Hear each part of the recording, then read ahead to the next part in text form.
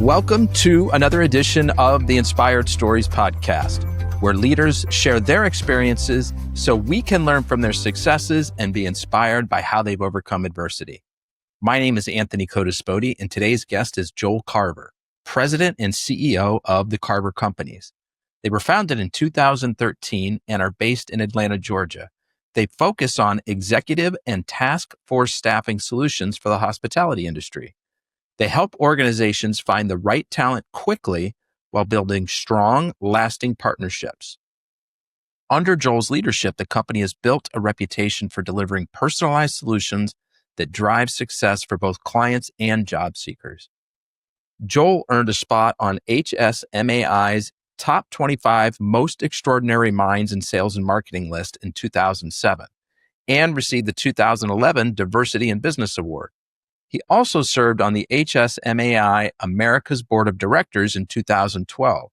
He's written a book called The People Effect and does motivational speaking, which we will hear more about. Now, before we get into all the good stuff, today's episode is brought to you by my company, Add Back Benefits Agency, where we offer very specific and unique employee benefits that are both great for your team of workers and fiscally optimized for your bottom line.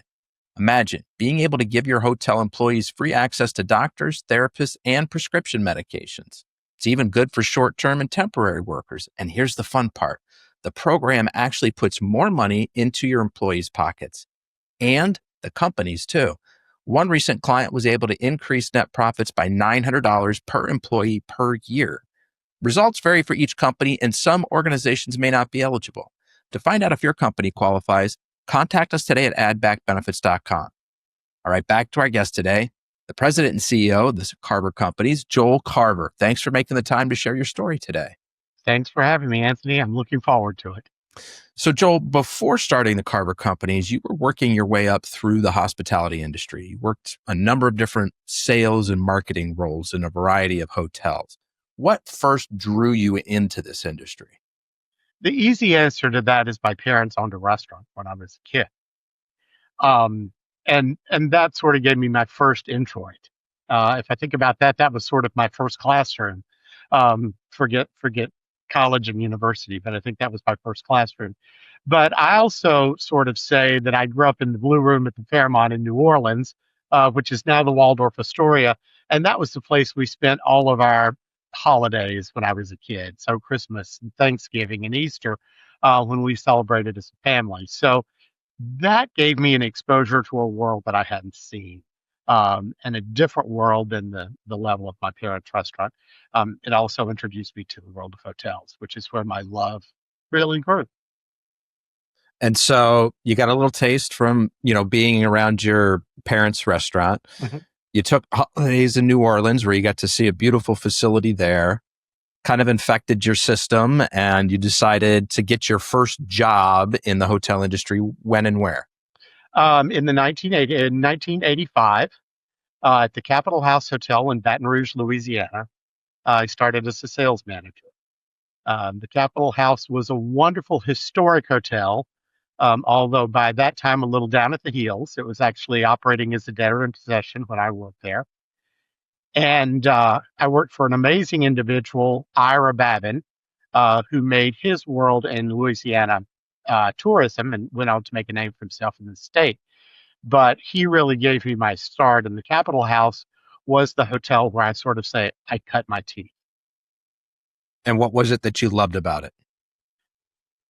A hotel in many ways is like a mini city.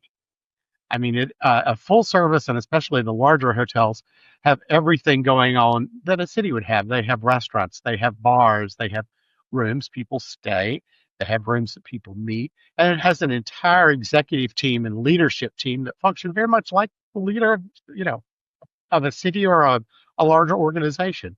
And I just found that it was fun. I can't say I've loved every day of my time in the industry, but I've loved a lot more of them than the days that have made me crazy.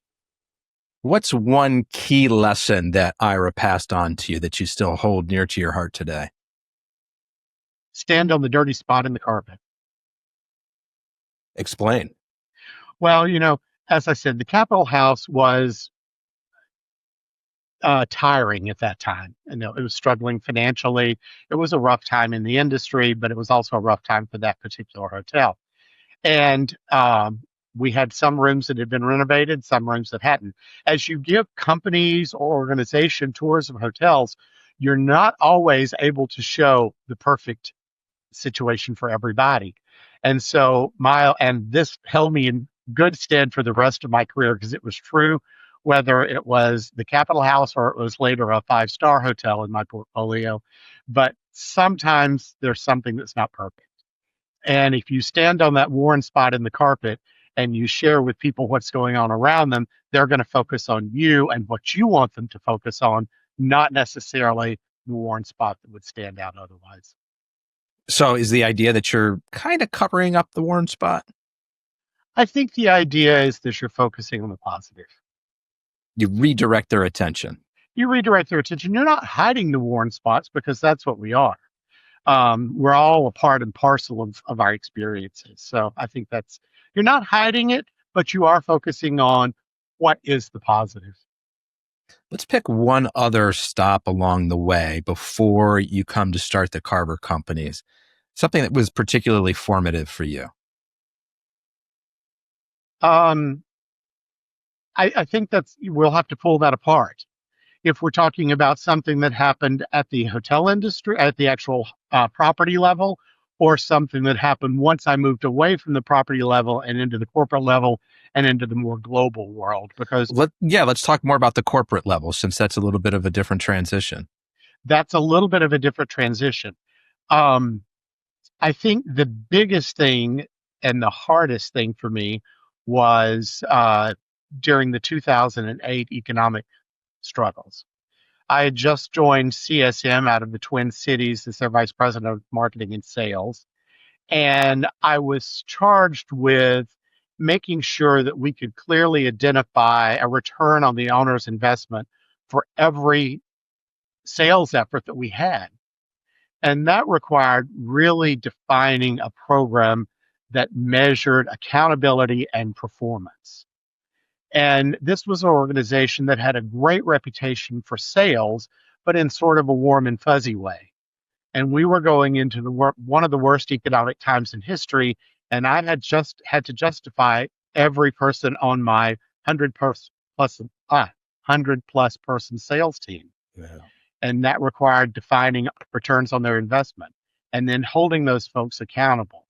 And there were a lot of folks that were good sales professionals that weren't exceptional sales professionals. And that was a time in history where we had to have only the very best. And it worked.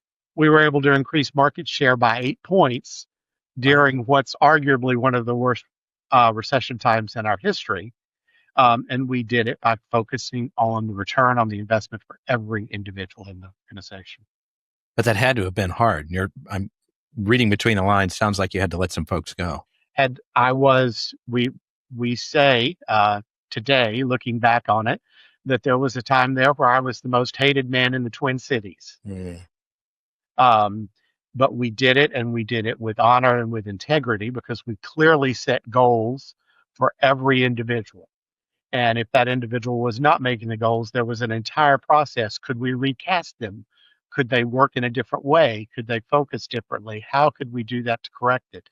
But yes, there were more than a few times where, unfortunately, at that point, we had to make a decision, and we made the right decision for the ownership and their return on investment. So how did the idea to start the Carver companies come about? I mean, you've got this experience in the hotel space, and obviously you're working on staffing, you've got teams to build, employees, but I don't know, it seems like a little bit of a leap to go from hospitality into now I'm starting a staffing company. Well, except we never left hospitality because that is all we do. Although now we have a little bit of a foot in the door of healthcare, and we can talk about that in a bit, but hospitality has always been our focus. And the how did I make the leap is very interesting.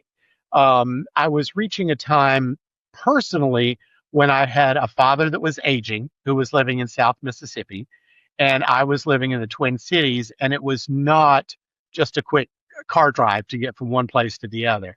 and his health began to fail, and I knew I was going to need to focus more on that. And I began to look for a job within about a 6-hour radius of South Mississippi. And that just really didn't play out. There were not a lot of companies that were the perfect match for me or I for them. And so what I decided was, instead of looking for a job, maybe I could create my own job. Maybe I could find 4 smaller hotel companies who maybe could not afford a full-time Joel Carver, but they could afford a quarter-time Joel Carver. And I could just support 4 different companies at the same time. But where that really transitioned was Charlie Carter. And Charlie had worked for me in a task force role at CSM. And when she heard what I was planning on putting together, she picked up the phone and called me and said, "Hold on a minute. I'm with you. I think what you're doing is a great idea, but I think you need to look at it from a bigger picture. Not only could you do this, but there are a lot of folks out there who are providing task force services, and there are some other task force companies out there." And she said, "If we can build that model, I think we can do a better job of it."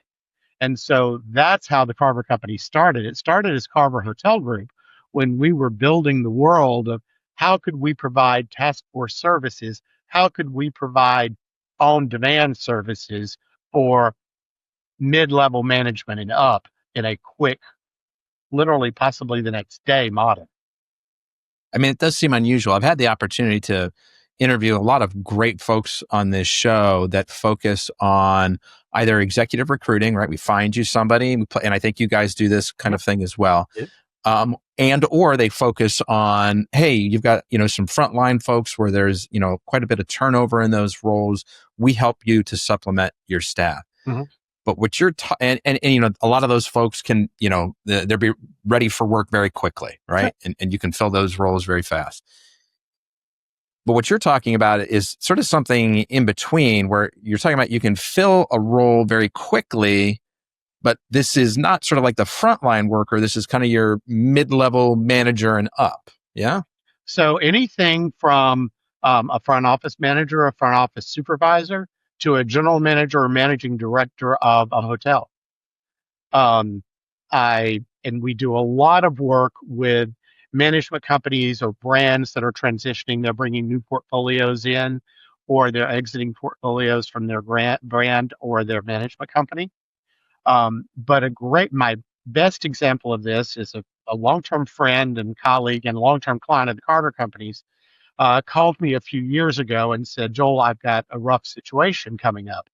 I've got a general manager situation in a large convention city and convention location who manages multiple assets for us, who we found is in an unfortunate situation, who we're going to have to make a transition tomorrow. And I need a leader of his capabilities, his skill set, his background to step off the plane with me when I fly in to make the transition. Can you do it?" And the reality is we can, and we did. It seems impossible. How do you find somebody of that caliber like that? Well, we don't find them like that. We'll start with that. Okay. Again, today we have about 3,500 of those folks that are already in our database. And they are folks who want to do this every day. They don't want to work maybe 12 months a year.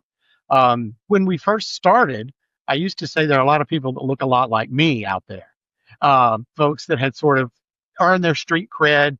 They'd worked all the jobs they wanted to work, and they didn't want to work 12 months out of the year, but they were glad to go in and help somebody for 3 weeks or 6 weeks or 6 months. And 6 months is actually the window for task force. You can't have a person on a task force assignment for greater than 6 months, because that changes with the employment law.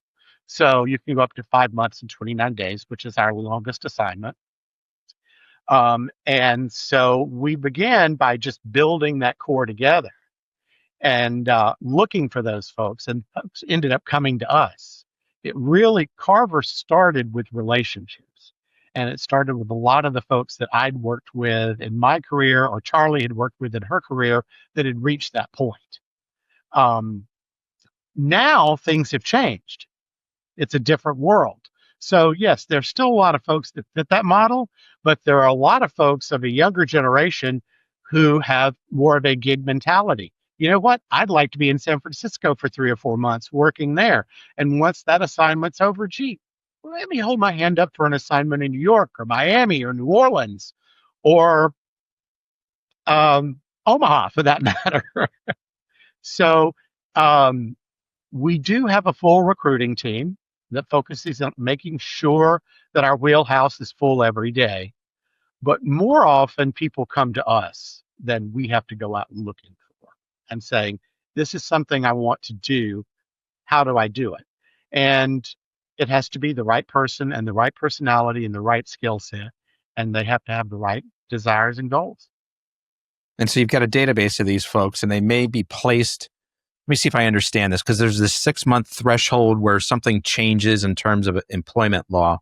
So could they be on a 3-month assignment in Omaha and then raise their hand and say, Joel, I'd like to check out something on the West Coast. And then they can take another 3-month assignment, but not have any gaps in between? Yep. Well, and they can even do it up to 5 months and 29 days. Okay. We can put another consultant in if for some reason that position is open for a longer period of time.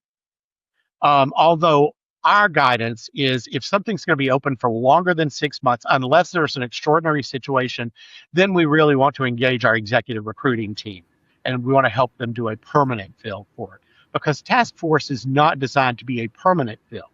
Task force is to be an immediate fill for an immediate need or a transition need. And so we, as a company, we actually offer 3 levels at that point. We have a task force, which can be immediate.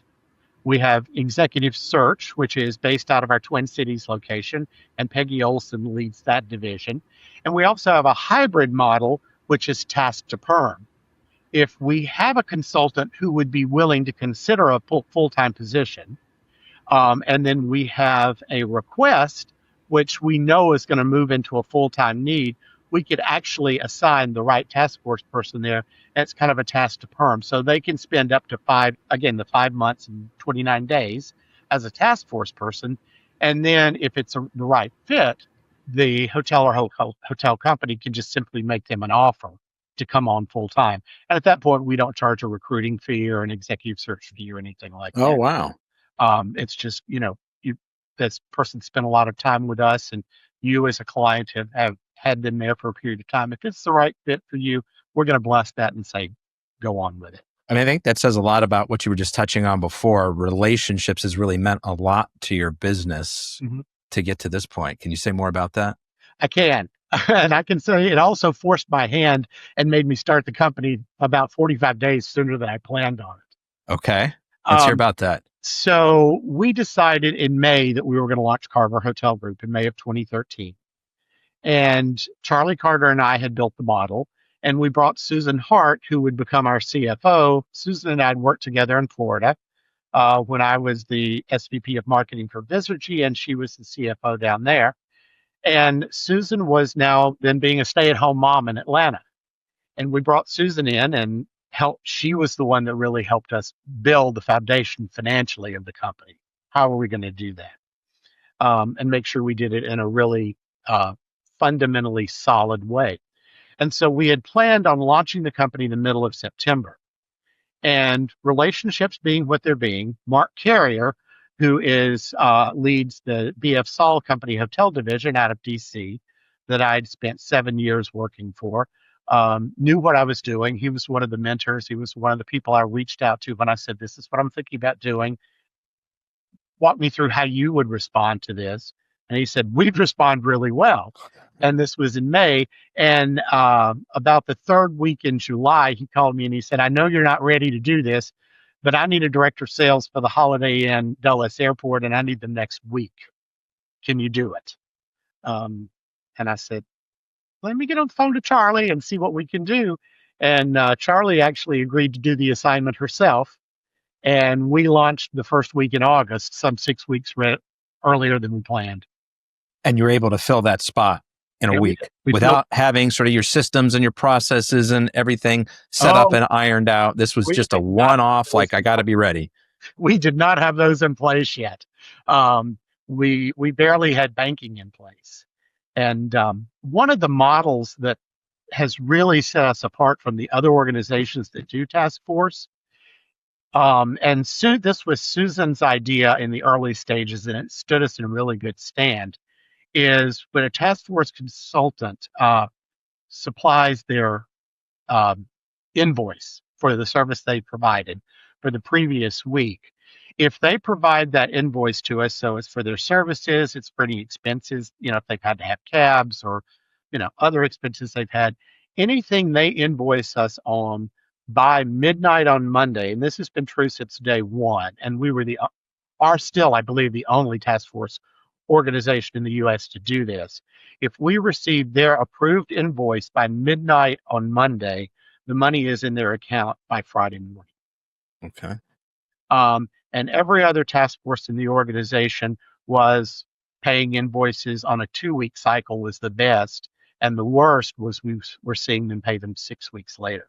Wow. And that really wasn't what task force was all about. It was you provide an immediate service and you really deserve your compensation as quickly as possible. And so ours was and still is. Actually, now it's midnight on Tuesday and it still appears on Friday morning. Oh, you've been able to cut that time even more. Yeah. And with gigs, interestingly enough, as that launches, that will be same day. Okay. So before we talk about gig, Sure. you're talking about invoicing. So these are 1099. They're not your W-2. Okay. 1099, they're independent consultants. They work for themselves. We like to say they're in business for themselves, just not by themselves. We effectively are the agency that does the placement. And so they invoice us. We pay the invoices and then pass the invoices on to the hotel or the hotel company. Yeah. Okay. So we've got executive search. We've got task force solutions. And now we've got something new that's coming called gig. Tell us about that. So gig really is the Uberization of the hospitality world. And this is really cool. We're very excited about this. So you asked earlier about the line level support. So if a hotel needs a front desk person, if a restaurant needs a server, if a restaurant needs a line cook, if a senior living facility needs a support person, they may not know that till the day they need it. So we have an app, which is now the Carver Gigs app that has just been launched. It is now available on the app stores. People who would like to work as a gig worker in the hospitality world simply go in, they build their profile. We do put them through a screening process to make sure that they are qualified and it's going to be the right fit for our clients. The client then, let's just pick a restaurant, says, well, I'm going to need a server tomorrow because I've got somebody that's had a death in the family and they've now called out for a couple of days. And I don't have a backfill for them. They can simply log in to the portal. Now, that's slightly different than the app. The clients log into a portal where their profile is built, and we've already opened an account for them in the past. And they simply go in and check these are the hours I need the person. This is the background or the skill set. If they need specific technology certifications, like a PMS system in a hotel or a specific server system in a restaurant, they need those. That can be just clicked in. That request is effectively built right online. It goes out automatically to everybody within the geo area that is qualified for that position, and that person can simply accept it or decline it on their app. It's seconds, not minutes, not hours. Yeah. So this is exciting. I'm going to guess, correct me if I'm wrong, but you have to sort of do this geographical region by geographical region, right? Because you want a certain density of workers that are available and at the same time have a certain density of opportunities that are available to them to sort of keep people interested and participating in this transaction. That's absolutely correct. It is completely geo-based. And we have a program built into the app, which is called geo-fencing. I'll get to that in a second. But we are starting, the launch markets is the state of Georgia. So Atlanta, Savannah and the surrounding areas, and then the Columbus, LaGrange area down in this part of the state. And those are the ones that launch first. And then after that, we have a couple of hotel companies that have their hands up going, this is where I'd like to see you launch next. So we're actively working with those hotel companies and a restaurant company to say, okay, we're going to look at those markets and decide which one, again, to your point, how can we saturate those markets quickly and make sure we've got enough folks in there that can provide for the demand.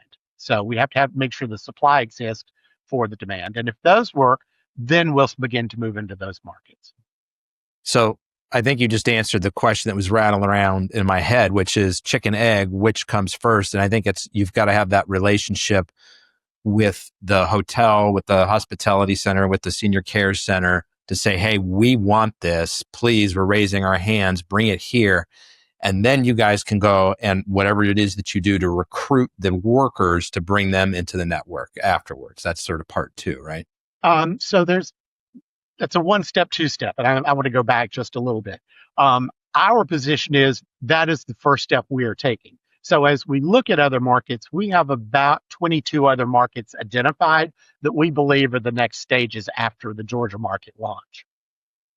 And some of those have been identified through hotel company partnerships or restaurant company partnerships. We're not closed to other geographic locations. As a matter of fact, we think we will go into them. But our first step is where we already have partnerships and they have a defined need. So if they can bring us the defined need, then we can do the recruiting part. We've got that down. And I will say gig recruiting is very different. I was going to say, you're saying you got it down, but this is a whole different, ball of wax. Different world, right? Yeah. Gig recruiting is very grassroots. So we actually have recruiters working in vertical markets to make sure that we're bringing the right folks in for the gig positions. Whereas task force, we've been seasoned. We've been doing that for 12 and a half years now, soon to be 13. And that is just a well-oiled machine. Gigs has been a new world, and we're learning something new every day. But we have built our recruiting model, and it's done exceptionally well in Atlanta. We were able to fill the funnel in about 3 weeks to have the base amount of gig workers we knew what we needed in order to fulfill the initial positions. So that's fast. Yeah, it's fast, but it is a different world. You're exactly right. It requires boots on the ground and actual in-market work. So it's not. So I'm sure that there's some element of like running online ads, but that's not the only thing because you've got to have people there in that market. Right. And eventually, once you get known, it may be just that. But as we launch markets, we're doing it with boots on the ground. Okay. And we have people working with very diverse backgrounds. And we also partner with educational groups. And so Goodwill is an example. Goodwill does a lot of recruiting and job training and getting people into the right places. So we partner with Goodwill in a number of open positions and say, okay, you've got folks that are looking for positions. They have this background. Let's work on this together. And we're able to do that. So it's not just Goodwill. There's also, State Department of Jobs and those kind of things. So we can partner with a lot of groups to make sure we can find the folks we need. So how quickly do you put folks to work? Yeah, which is what everybody wants. Right. So how quickly do you think you can step into new markets? Based on the data we have for the Georgia market, after the demand is identified, it's about a 90-day build-out process. And that's based on the data we have in the markets in Georgia that we're penetrating. Okay, so you think based on how your process went kind of first time around that once you've identified the demand, once you have the client base there, about 90 days before you can be up and running, which is fast. But there has to be like an economic sort of bottleneck here too, I would imagine. You don't want to go 10 markets all at once because like you said, you got to have feet on the ground. And so I'm guessing you sort of want to do one, get it working, do another one, get it working. Correct. And that's exactly right. And we don't want, and because again, to quote my friend and partner, Charlie Carter, we don't know what we don't know. We've learned a lot from the Georgia rollout, but we fully expect to learn as much from the next rollout that we learned from the Georgia rollout. And so everyone, it's one step at a time. It is not, we want to launch 10 markets at the same time. We want to launch the market, stabilize the market, and then launch the next market. That makes a lot of sense, step by step. Mm-hmm. Well, it's exciting having you guys move into like a completely different area here and being able to move into. Do you think where you're going to go, there are geographies where you guys are already operating with your other services, or not necessarily? Well, so our other services are literally North American based. We just did a Okay. map of hotels where we've supported them with task force consultants since 2013. And we put little Carver logos at every spot on the map. And I got to say, the map was pretty well covered. The East Coast is completely saturated. The West Coast was very, very saturated. Midwestern cities and Southwestern cities, very heavily penetrated. We less heavily penetrate the smaller towns and the smaller communities. They just don't tend to have as much need. So when we sat down and targeted where we thought the largest markets are, we went to the same thing. We looked at gateway cities. We looked at major convention cities in the U.S., cities that are heavy restaurant cities or resort cities, those kind of things. So we've used a similar, to your point, geo-targeting as to where we have the largest consultant base. But that's so broad. And in truth, because we've had consultants outside the United States as well. We've also supported hotels in Canada. We've supported hotels in the Caribbean. We've supported hotels in Mexico. So, but for gig, this is strictly a U.S. based model at this point.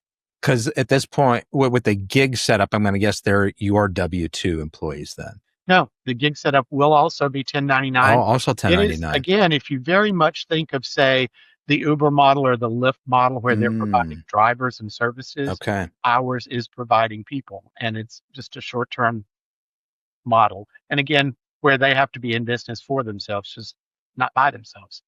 I like that. It's a good tagline. Joel, I've heard your peers often call you both a dynamic leader and a strategic mind. Can you explain for us your approach to leadership? That's probably the hardest question you'll ask. How so? I think I'll answer the strategic question, which is a little bit easier for me to answer clearly. The first day I walked into CSM, we'll go back to that example. Rob Dan, who was the president of hospitality and residential at the time, came into my office and he closed the door and he said, "I'm really glad you're here. I think you're going to shake us up." And he said, "Here's my challenge to you. I want you to get it right 51% of the time." And that kind of shook me up. I thought, 51% of the time, I'm not used to winning 51% of the time. I've got a much higher win ratio than that. And Rob said to me, if you're winning too much, you're not trying anything new and different, and you're not taking any risk. And he said, we're entering a time where we're going to have to take risk to get it right. So if you're going to play it safe and think you're going to win every time, we've got another challenge. And so as we begin to move through this economic time and begin to develop strategies, that was something I really kept in mind is, could we get it right every time? And that's the thing that I realized today that we can't. And to go back to your question about temporary staffing, right? The true temporary staffing model. I told you that we tried that model a few years ago before COVID, and we opened what was then called Carver World Temps, which was a true staffing model. And we just could not provide the level of service that we were used to providing and the quality of people that we were used to providing every day. So we launched what we thought would work. It worked to an extent. It created a great amount of revenue for the company, but it didn't create a lot of value for the company. So we had to go back and go, okay, this is not what we want to do. Now, had the world been different and we've been able to launch what is now Gigs, it would have been a very different world. And that's where we learned we built strategy. So my strategy piece, I give a lot of credit to Rob Dan, who said, identify it, work through it, make sure you know what you're going to do, and then take the risk. And I think while we can build strategies and we can be as defined as we want to, we've got to be a little bit of a risk taker. And that's part of being an entrepreneur, I think, as well. Is it the dynamic leader part of the question that has you feeling uncomfortable? I think that's where I have to be really honest with myself. When I first became a director of sales, I was not a very good one. And I wasn't a very good, as a matter of fact, my boss came to me one day and she said, when we hired you, we expected you to know what to do, what you're doing. And you do. That's the good news. Bad news is you're not very well liked. She said, the problem is you either always have the answer or sometimes you wing it. And people will respect you more if you'll just admit you don't know what you don't know. And I think part of becoming a leader, that was the biggest part of me truly understanding how to become a leader, is to lead with what we know, be strong about it, and be honest about it, and be willing to look our team in the face and say, well, I don't know. We'll see if we can figure it out. But right now, I don't know. And I think that was probably the watershed moment that helped me move from a mediocre to poor leader to become what some will now call a dynamic leader, is really honesty.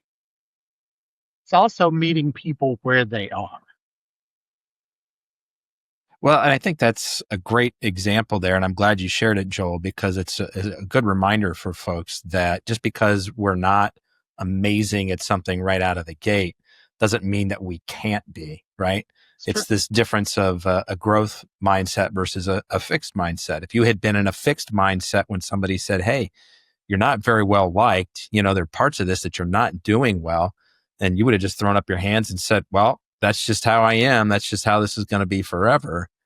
But I'm going to guess it was really uncomfortable to hear that feedback, but you took it to heart and you were able to learn from it and grow from it going forward. It's true. It was one of the hardest moments professionally of my life. And again, this was a time I was in Texas. We were dealing with the oil crisis. We were dealing with the banking crisis. We were dealing with banks failing every day. We were dealing with them calling loans on hotels. There were a lot of things going on, and to be dealing with all those dynamics, and then to hear, and by the way, you're not very good at what you're doing, was rough. But had somebody not had the guts to say that to me, I probably would have just kept on doing what I was doing and thinking that was the way to manage, because it was a way I had been managed earlier in my career. And so, we learn by example. Was there something about the way that message was delivered to you that allowed you to receive it, to process it, and to use it as a leverage point to make yourself better, versus if it had been delivered in a different way, I wonder if you would have been less receptive and more defensive? So it was delivered about as directly as I've ever delivered a message in my life. Okay. And interestingly enough, later in my career, I had to deliver that same message to someone. And it was not sugar-coated. It was prefaced with when we hired you, we expected you to know what you're doing, and you do. But then here's the other part of piece. You're not doing it. You're not well received by your team. And I think that did two things for me. Did I receive it really well? I kind of doubt I did. I don't remember that part exactly, but I remember having to take it to heart. And I remember working to turn that team around. And I don't think I ever really did. I don't think it really manifested itself in my career until I moved to the next team and I had a fresh start. but I could learn. I could take what I learned and go, okay, I'm going to start with this from the beginning. This is going to be me from the beginning. And so the employee that you later had to deliver that same message to, what did they do with it? How did they process it? I've delivered it twice. Okay. I delivered it once truly in the hotel world, and I've had to deliver it once since we founded Carver to a Carver team member. Okay. So that was really personal. And the one in the hotel world received it probably about like I did, which was not well, but they took it to heart, and I know they've become an exceptional leader in their own right. And we're still in contact, and I think the world of her, and that's been great for her.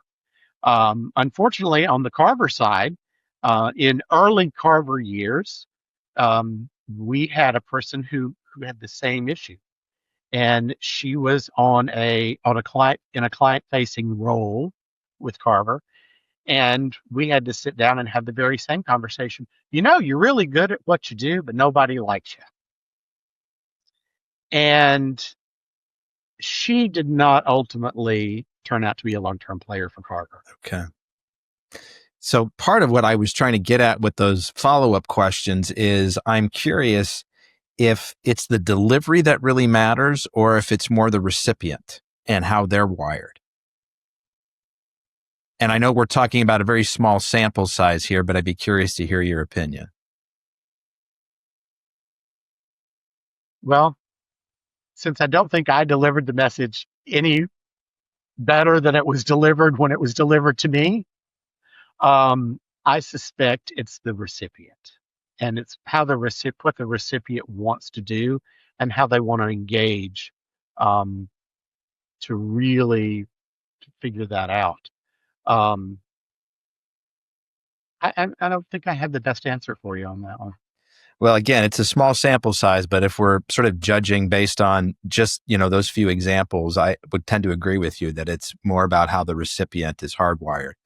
I mean, I don't think that gives, carte blanche to the person making the delivery of the message, right? Like, Right. there's a responsible way to do that.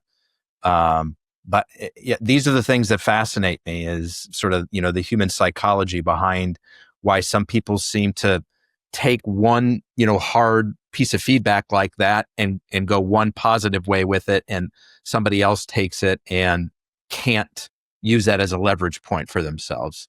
Now, I think it's interesting. A mentor one time talked to me, and I heard this word used about my father later in life about the word grace, and how we deliver messages, no matter how hard they are, with grace, and to remember the person and put ourselves in the shoes of the person that we are delivering the message to. And for many years, I've tried to do that. I've not always succeeded. And sometimes the message has to be a little more strongly delivered than one that we might otherwise consider really being delivered with grace. We've already talked through a number of challenges here so far, Joel. But my favorite question, and I let you know this, is I love to talk about a hard challenge that somebody's overcome. And I think you've got a different one in mind that we want to go through here today and talk about how you got through it and what you learned. Mm-hmm. And we all have challenges in our lives, and we have personal challenges in our lives, and we have professional challenges in our lives. And certainly you're not very well liked. That was a real professional challenge.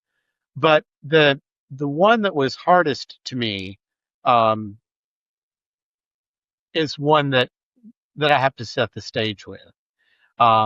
My mom was a nurse before I was born, and my father was in the military and later in law enforcement.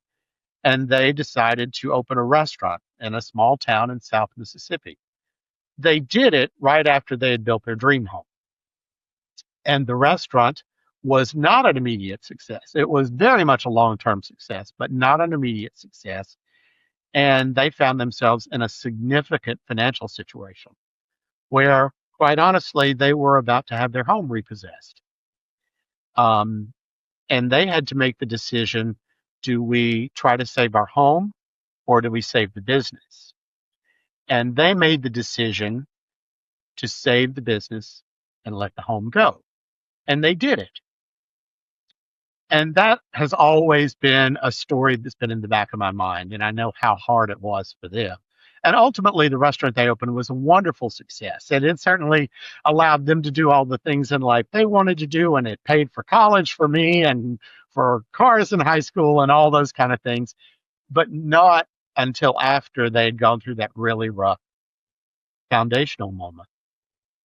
So when we jump forward to COVID, we have a horrendous situation where the world has stopped revolving on its axis, its business axis. And Carver supported hospitality, and the hospitality industry was horrendously hit. And we didn't know if Carver was going to survive. And Van and I do all of our most serious talking in the pool. That's just where we do it. I don't know why, but for some reason, it's a playing field that keeps us relaxed and it keeps us able to have real conversations without them turning into arguments or any of those kind of things. And we were in the pool one night, and I said, I don't know if Carver's going to make it. And his response was really direct, and he said, you do whatever you need to do. If you need to sell everything we have, you save Carver because it is the long game. And luckily enough, thankfully to PPP loans and EIDL loans and all those kind of things and banking relationships where we had a great relationship with our institution, Carver was able to make it. Susan Hart, our CFO, again, could make a nickel last longer than I've ever seen. But we did it, and we came out of it not only relatively unscathed, but the next year we had a 50% growth over the previous years in revenues. But it was that same conscious decision that my parents had faced some 40 years before that said, we're going to save the asset. And just to tie that back, I told you about Ira Babin, my first boss. He had a great aunt that was woven into our story a little bit, that was a great friend to a lot of people. And she had a line that at first I thought was all about money, and then I realized it's about something else. And her line was, sell a lamp if you have to, but don't ever touch the principles. And when she was referring to that, she was talking about investments. But in looking at it in the bigger, the more global picture, her line is, you do what you've got to do, but you protect the assets that are there for the long haul. That's what my parents did. That's what we do. And fortunately, you didn't have to sell everything, but how wonderful was it that you had the support of your partner to say, yep, whatever you got to do, I'm behind you. Yeah, that is truly, I think that was the hardest moment in business. And it was the most emotionally intense, looking back on knowing that same conversation was held in 2 generations. At what point did you realize we're going to be okay? Almost as quickly as we began to see the world beginning to reopen, Carver came back. Interestingly enough, task force never went to zero. We never had a week where we did not have a task force consultant out there. Even when hospitality was closed, we had hotel companies going, we still have to have support doing things. So we say we went down to 1, but we never went to 0. And almost immediately as the industry began to recover, we started to recover. And because the industry was not prepared to start rehiring and bringing everybody back, and people had made changes and started doing other things, they came back to us. And as I said, we went from, a $10 million organization to a $15 million organization almost overnight.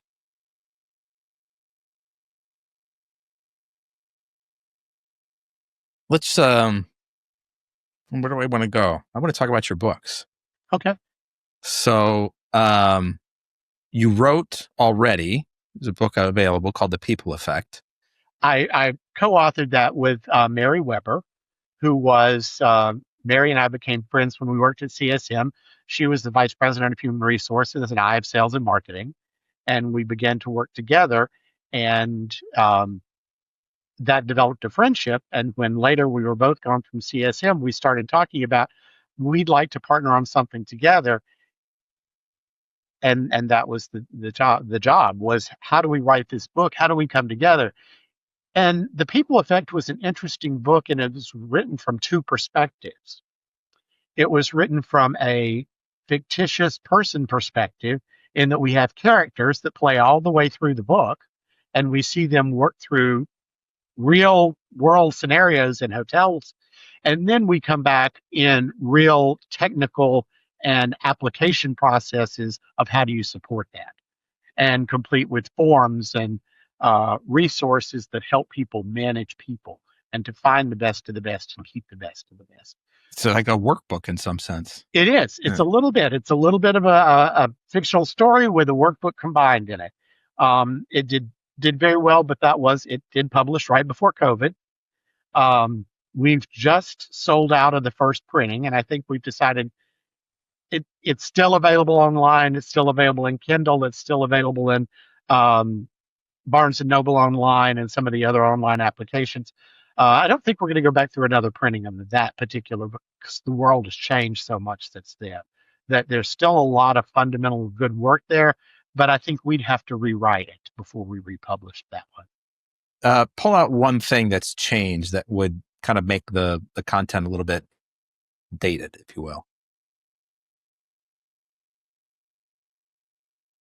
Folks in the industry, and I think more globally, have had a couple of things change. Number one, we've changed generations. So we've seen a new generation come up. And the new generation is, I think, correctly, a lot more focused on their well-being and their family's well-being than the previous generations were focused on our careers.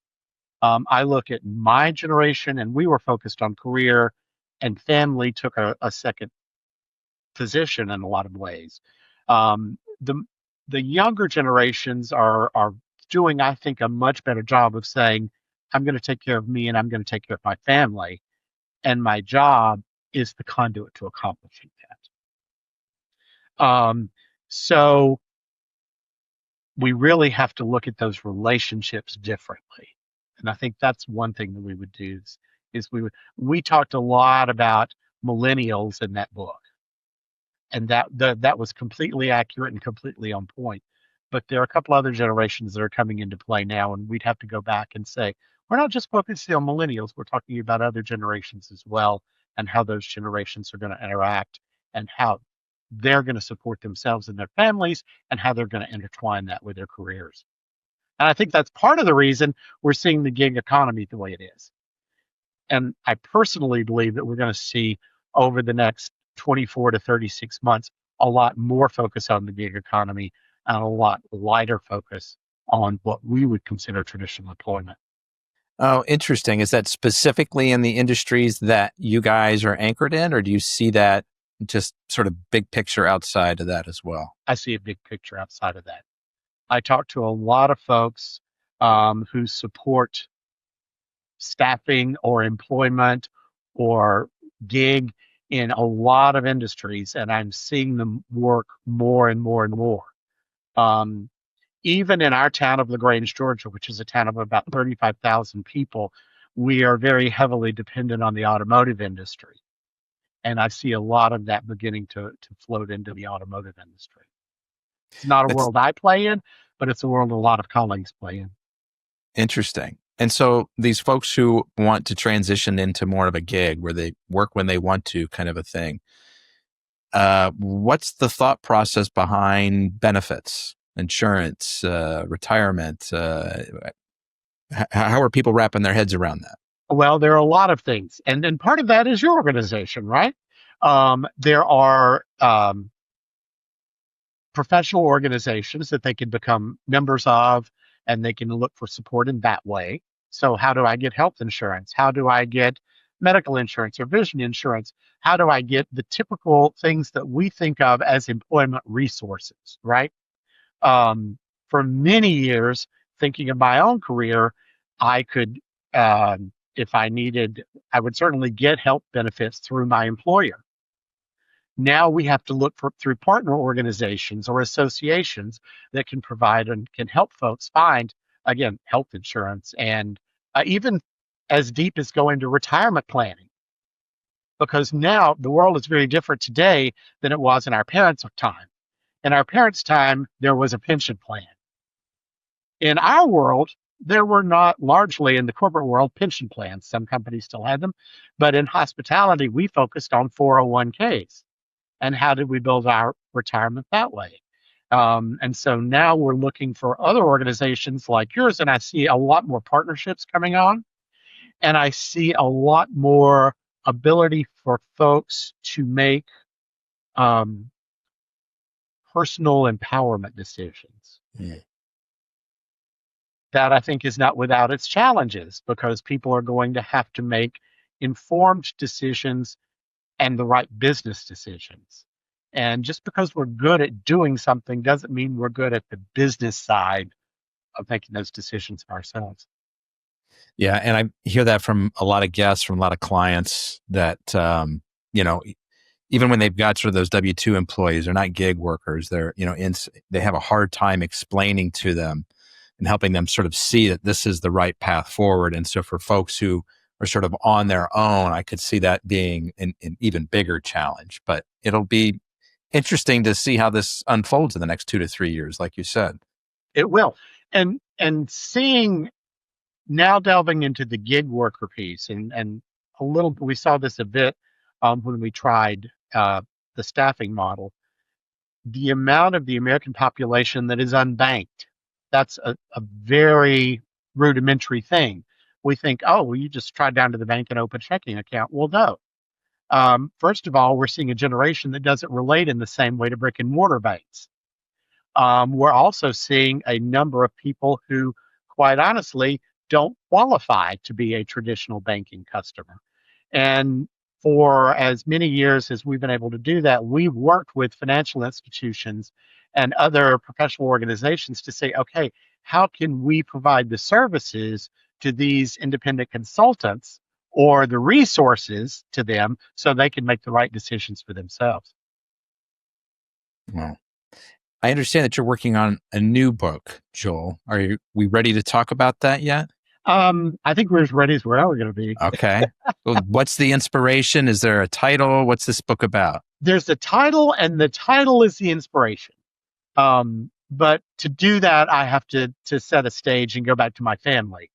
My mother's family. My mother's mother was one of 9 children, and they were a very conservative family in rural South Mississippi. Most of them were farmers. My grandparents were dairy farmers.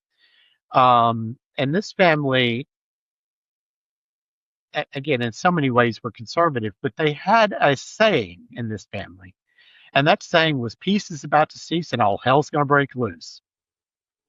And as I started looking over my career, I realized that my life and my career had followed that saying in so many times. Just when I thought something was great and everything was going along well, then all hell broke loose. It was, a boss that set me down and said, you're not very well liked. Or in the banking and the oil crisis, we thought everything was good, and then a hotel was repossessed or a hotel was sold. And where I thought I had a foundation, a rug was pulled out from under me. So I took that line and I started looking for correlations all through my life of where peace ceased and all hell broke loose. And that's become the title and the foundation of the book. And I think I'm at about chapter 15 of probably what's going to end up being 22 or 23 chapters in the first round. And I'm hopeful that that'll go to the publisher end of the year. Okay. So early 2026, maybe we'll see this book out. I think so. And if people want to get updates, they can. They can certainly sign up on carver.com or the carvercompanies.com. There'll be updates published there. There is my speaker and my author site, which is meetjoelcarver.com, and there are always updates there, and they can sign up for updates on that site as well. So let's talk a little bit about the speaking that you do. Who hires you? Where do you go? What do you talk about?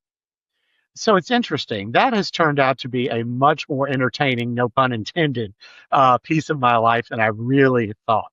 It started in the university classroom, and it started with me being invited to speak to college classes. My first one was at Johnson and Wales, and it was a partnership between Johnson and Wales and Hotel Sales and Marketing Association International. Um, and and that was a group I really enjoyed, and I still enjoy the college classroom.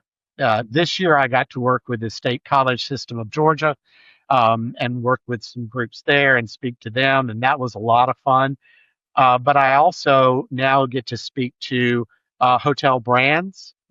Sometimes when they're having their annual conferences, I've been invited to speak there. Certainly to property management groups when they're having their annual conferences with general managers and directors of sales. Um, I always have the most fun talking about selling, but probably the most entertaining is now to be able to weave the people component or the people effect from the book into the other component and into the selling side for me. So it's a great marriage. I like it. Joel, I've just got one more question for you, but before I ask it, I want to do a few things. First of all, to get in touch with our guest today, we heard a couple of the options there already. There's meetjoelcarver.com if you're interested in his books or his speaking opportunities. There is the carvercompanies.com for the staffing company that we've spent the bulk of the time talking about. They've also got a phone number where Real Human Being answers, I'm told. Every time.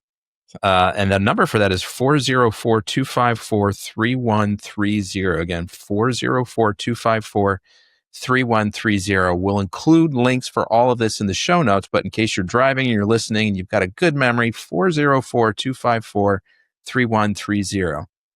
Also, if you want to get more employees access to benefits that won't hurt them financially and carries a financial upside for the company, reach out to addbackbenefits.com. And then if you want to take just a moment, leave us a comment or review on your favorite podcast app. We will be forever grateful. All right, Joel, last question for you. You and I reconnect 1 year from today, and you are fist pumping in the air, excited about something. What is this big thing that you're going to celebrate 1 year from today? Well, that's looking into the future. So we're make a guess. And I'm going to guess that it's what's now a pyramid. And it is task force. It is permanent placement relationships, and it's providing true on-demand workers through the gig world. And at the end of the day, no matter what it is, it's all about people. And it's all about making sure that the supply and the demand sides meet. And that every place that an organization needs people, those people are provided when they need it, where they need it, and with the background they need. So for me, the fist pump moment is going to be seeing those three come together. And I believe that's going to happen in 2026. I'm excited for you. Looking forward to it. We'll have to reconnect to make sure that that's actually on track. Well, thank you. I appreciate it. It's been a great time. This has been fun, and it's been interesting actually having to think through the answers to some of these questions. And I wish that I had had time to tell the honest story about after forming Carver, as we were going through growth moments. Susan Hart and I struggled to work together, and I was always considered and defined as an early adapter, right? I could could look beyond what we're doing today and say, you know what, I can see that. Let's take a shot at that. That's good. And Susan was driven completely by a number. And what she couldn't see made her very, very nervous. And it got so bad at one point that she and I struggled to work together. Mm. And I went to our director of human resources at the time and I said, I'd like you to find an industrial psychologist to see if they can help Susan and I become more effective leaders together. And interestingly enough, he couldn't find an industrial psychologist in Atlanta at the time. And he came back and he said, I didn't find that, but I found a marriage counselor that's willing to work with the two of you. And so Susan and I went to marriage counseling. Wow. For Okay. about 3 months. And at the end of that time, we came out of that much stronger and able to communicate much better and work together much better. And it not only made a difference in our relationship, it made a difference in all of Carver's relationship because they were all feeling the pressure of two senior leaders battling each other. And we walked out of that, and the psychologist said the last day, she said, I got to tell you, I've had more fun with you than I've had with a lot of married couples. She said, because you two both came into this going, we want this to work. Okay. Neither of the two of you ever pointed a finger at the other one and said, she's doing this or he's doing this.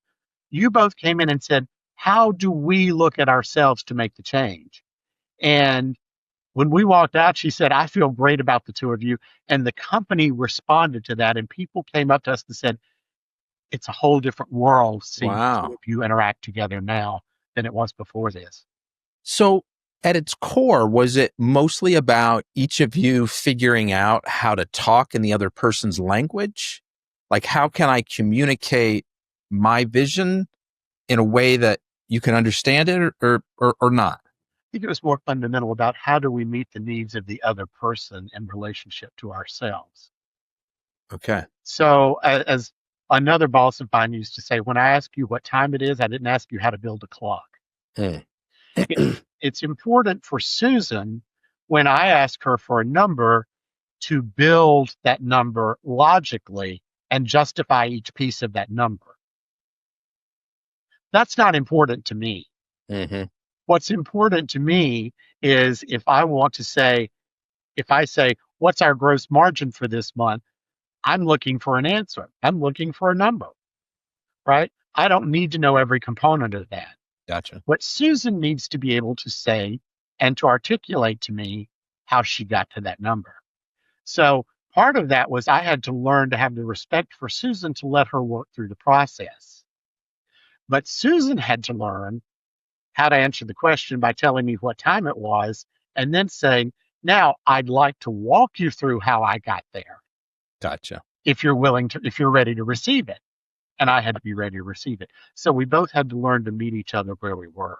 And we always laugh and we give great credit to this wonderful counselor who talked us through that and helped us understand what being a partner means, not just in our spousal relationships, but in our business relationship. Folks, that's a wrap on another episode of the Inspired Stories podcast. Thanks for learning with us today.